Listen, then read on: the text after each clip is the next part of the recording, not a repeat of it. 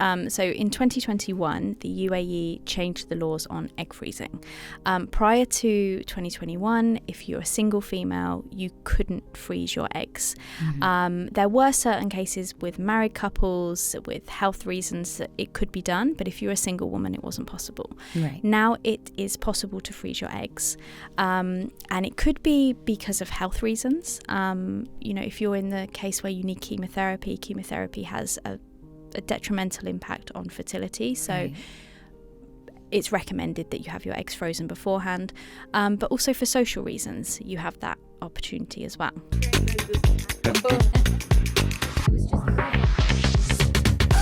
All right, we are back. This is Tell Me Why. I'm Maria Botros, and you know that we love to address any of the topics that have to do with well-being, health, women's health specifically. And today I'm joined by Hazel Leonard, who is a fertility educator and a midwife. And she's going to be talking to us about fertility, about egg freezing. We're going to discuss everything that has to do with like the process of conceiving a child, yes. I guess, if that's fair to say. First of all, how are you? I'm good. How are you? Yeah, all good, all good. It's lovely having you in the studio. Thank you so much for having me. We've been speaking a lot the past few days about the topic and about what it is to be a fertility educator. Yeah. And I think that's the number one question I had when I first spoke to you. And I think I want you to explain that to our audience. Like, what does it mean? Like, what do you do as a fertility educator, and how did you get into it? No, it's a really good question. Because it's not a role that everybody's kind of heard of. Right. So firstly, I'm a midwife. So I trained in the UK as a midwife. I've worked in women's health for 14 years now. And then in 2015, after we were married, we decided to start trying for a baby. And that didn't go as smoothly as we would have liked. Okay. And that basically led to 5 years of fertility treatments, infertility, exploring this kind of road. And then I did additional training in fertility awareness, fertility education, because one of the biggest things that I realised is as a midwife, I support people throughout their pregnancy, and there's a lot of education involved. So there's a lot of talking, you've got prenatal classes, you've got the newborn side, you've got the breastfeeding support. When I was going through my IVF journey, or our IVF journey, there was nothing. There was even one doctor I said, have you got any information about what we were talking about? And he said, no, people don't read it. So I had to use Google. Wow. And I'm already a healthcare professional, and I'm already in this kind of field, and I really didn't know much about it. So my role is to support people through the process. Right. And it's supporting people from when they're trying to conceive, learning more about our bodies. We really aren't taught very much about female reproduction, how it works, when you ovulate, how to know if you're ovulating, what's normal, red flags, right up into when should you see a doctor, when should you be concerned, what questions can you ask, and then going into fertility treatment. Do you need it right now? Is it something you want to do? And then the process of that, because it's quite a long process and there's lots of factors involved in fertility treatment. So I'm there as a support person, basically, to help guide, educate, and empowerment is a big thing that I feel passionate about. So yes, I think that's lovely because you mentioned this, and it's funny because we all Google symptoms or whatever it is that we're going through, and I think it's safe to say that you cannot depend on the internet alone. No. And obviously there are so many conflicting opinions and research, that you don't know what to trust and you don't know what to follow. Yeah. And I think that's why your role is crucial. Can you tell us a bit more about your experience with fertility? Like, when did you notice that you had red flags? Like, what were the red flags that you looked out for? No, that's a really good question. So we were kind of trying for like 6 or 8 months. And then we went to see a doctor and we had some investigations done. And everything came back as clear. Mm-hmm. And then we looked at doing IUI, which is a milder form of fertility treatment. You kind of go along with your natural cycle, but the success rates of that are quite low. And then after about a year, we did our first round of IVF, and that didn't result in very good quality embryos. I think we had one at the time. No reason why. We couldn't understand it. Fast forward another couple of years, we did another cycle. same thing happened. We had enough eggs, everything seemed fine. And then it wasn't until we had the first cycle in the UAE, the second one in the UK, and then we looked at the UAE again, spoke to an amazing doctor here. He's fantastic. And, excuse me. No, that's all right. And he actually sat down, looked through all my tests and looked at my husband and said, right, what about you? Because he'd been ignored throughout this whole process. Oh. And when it came down to it, that was where the problem lied. So there wasn't many red flags, and that was difficult. Unexplained infertility is a diagnosis, and one I find very frustrating because often it's not unexplained. It's just you haven't looked deeply enough. Right. And then when we found that complication, we addressed it.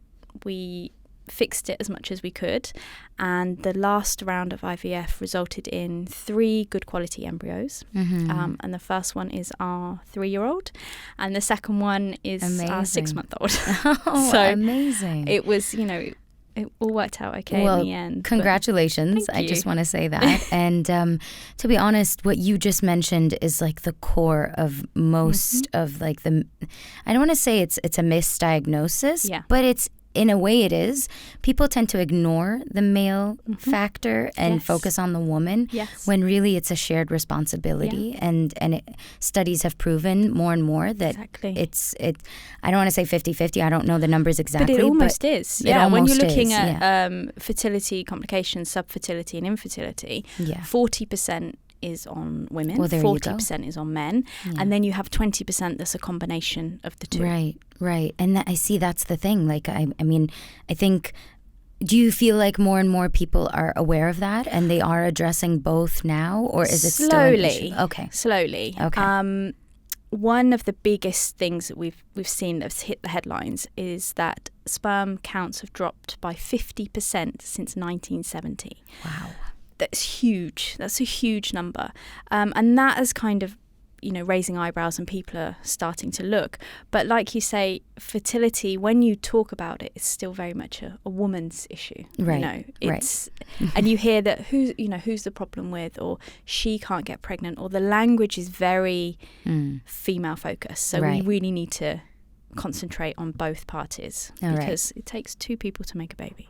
That's lovely. I love that you mentioned that it's always directed at the woman, and I feel like that's very true. Yeah.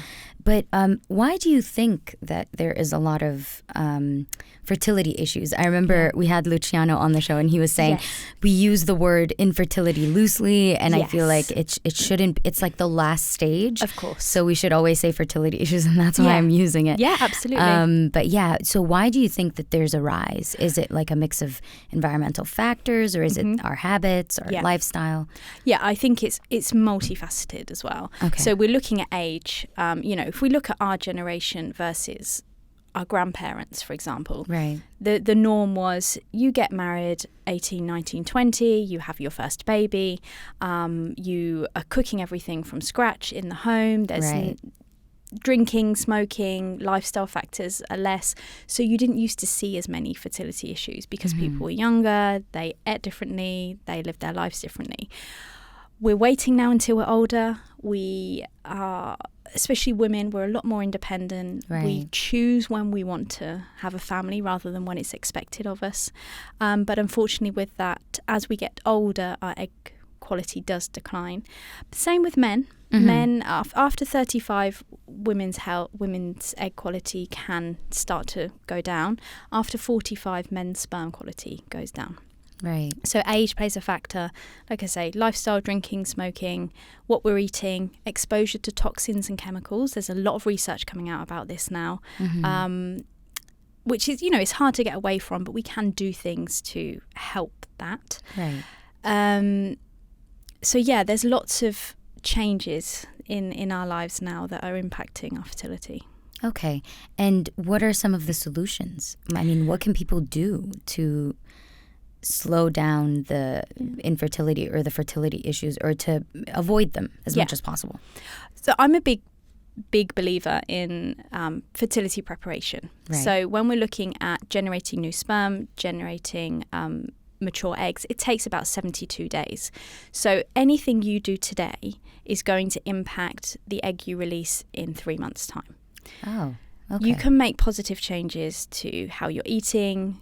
Smoking, we know, causes a lot of oxidative damage and stress to fertility. So stopping smoking, reducing alcohol, changing how you eat, cooking from scratch rather than ordering takeaways, exposure to toxins and chemicals. You can do small things like don't heat your lunch up in plastic containers, because although it might be BPA free, it's been swapped with another chemical and that seeps into our food. Right. Use phthalate free products like makeups, perfumes, all those kind of things. There is a limit to what we can do. I know people that it's caused so much stress and anxiety removing all these things that it's almost not worth the stress or the hassle. Of it. Yeah. Another big area as well is better healthcare, because again, especially for women, recently there was something recently that there was 5 times more funding into erectile dysfunction that impacts 19% of men, 19, versus premenstrual syndrome that impacts 90% of women. Wow. 5 times more funding into research. That's shocking. It's terrible. If you look at things like endometriosis, PCOS, they impact 1 in 10 women, yet it takes 7 to 10 years to receive a diagnosis. Those things impact fertility massively. So better healthcare, better research, better funding, earlier diagnosis are going to help. Treatments are going to help the women that are suffering from these conditions. It's going to help with their ovulation. Obviously, endometriosis impacts the uterine environment. We need to improve those things as well to help improve fertility. Yes, unbelievable. Like, these statistics are mind-blowing. I can't believe that till this day this seems to be the case. I mean, you would think that things have changed, or medicine has advanced enough for us to pay enough attention, but again, as you said, it's very male focused. And I remember we also had Sophie Smith from NAPTA Health, and she was saying that a lot of the research and the medical trials are also, most of them are conducted on men. Yes. Only 19% of these medical trials involve women, and that's a big part of it. It's huge, if we're not getting data on women, then how are we supposed to treat them or diagose anything or any of the diseases? Yeah. And there's that social element of women are expected to deal with pain. It's normal, it's normal. You've got really heavy periods. Yes. That's normal. Yeah. They're crippling. You can't leave the house. That's fine. Yeah, that's fine. Yeah. It's not, and these, as women, we need to push and advocate for ourselves and feel empowered and know our bodies and know what's right and know what's not, which is kind of where I come in. Agreed. Okay, so we spoke about the solutions in terms of, lifestyle and habits and what we should do to prepare for the fertility journey. Now, what are the solutions for those who may have fertility issues? Like, what are the steps? Is it just IVF right off the bat, or is there, are there other things that people can do? Yeah, they definitely can. I always say that IVF is often offered out like candy, and you don't have to take it. Some people want to. Some people are like, I don't want to wait. I just want to get this done, and are quite happy to go through the process. But the questions that I would ask: have you had detailed investigations for both you and your partner? Do you know what the problem is? There are some problems, like if you've got blocked fallopian tubes, for example. If you've had your fallopian tubes removed for whatever reason, you're going to have IVF. It's not going to be possible to achieve a spontaneous conception unless you have, that process. But is the issue treatable? Is it a hormonal imbalance? Do you need medication to help with ovulation? For your partner, there's something called a varicocele that's in the testicles that can impact sperm quality. Does that need treatment? Does that need removing? Is it a case that you both have very poor lifestyle and you need to focus on that element? Right. So you don't need to dive straight in. I know that some people, especially if you're over the age of 35, might feel like, oh my gosh, I have to do this now. But you still have time. Waiting an extra 6 months, 3 months is not going to make much difference to your fertility. Right. So yeah, it doesn't have to be the first step. It really should be the last step, and make sure you've explored all the other areas first. Okay. And it's funny that you mentioned age, because that was one of the questions that I had in mind. Do you believe in that quote unquote biological clock?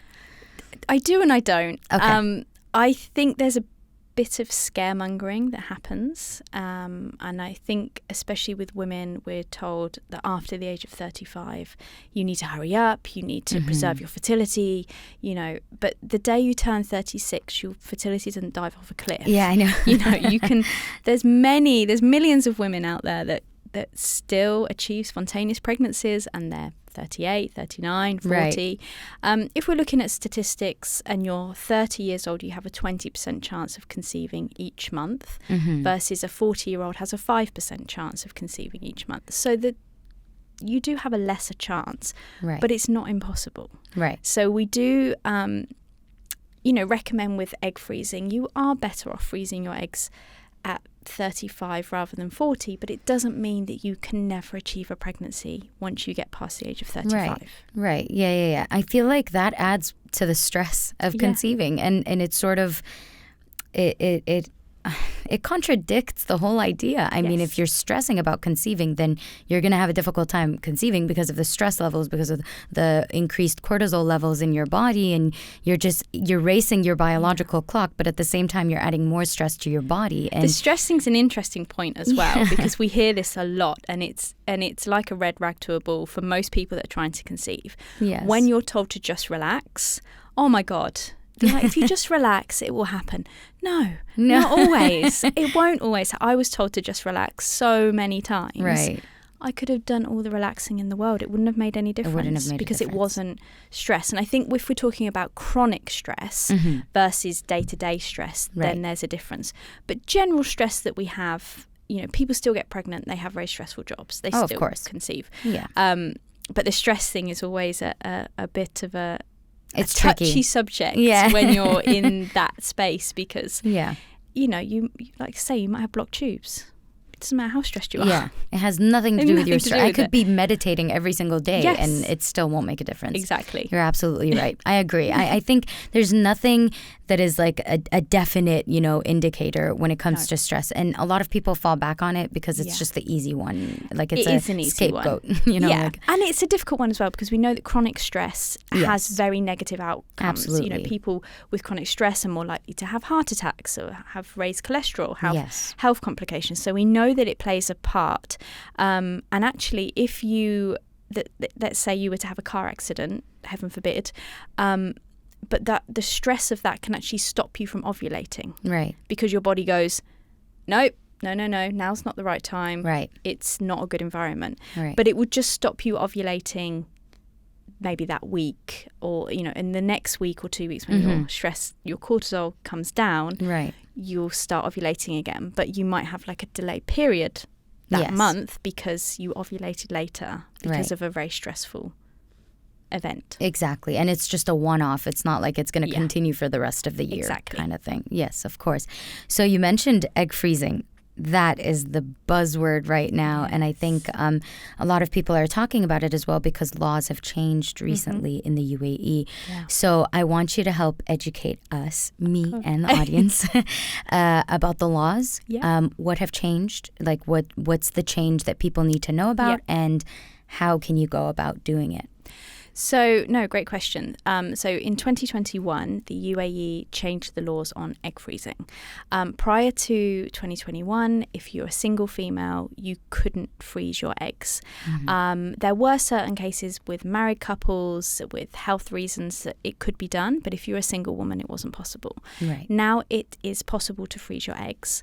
And it could be because of health reasons. If you're in the case where you need chemotherapy has a detrimental impact on fertility. So it's recommended that you have your eggs frozen beforehand.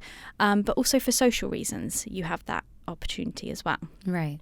The thing that you should be aware of if you're considering doing egg freezing in the UAE is that you can only at this moment in time, use them for yourself. So you wouldn't be able to donate them to a family member or use them for surrogacy. Right. And you can only you can't go down the route of sperm donors or anything like that. Right. So of course, they are for yourself once you meet a partner, and you're ready to do so in the future. Right. Have your own children.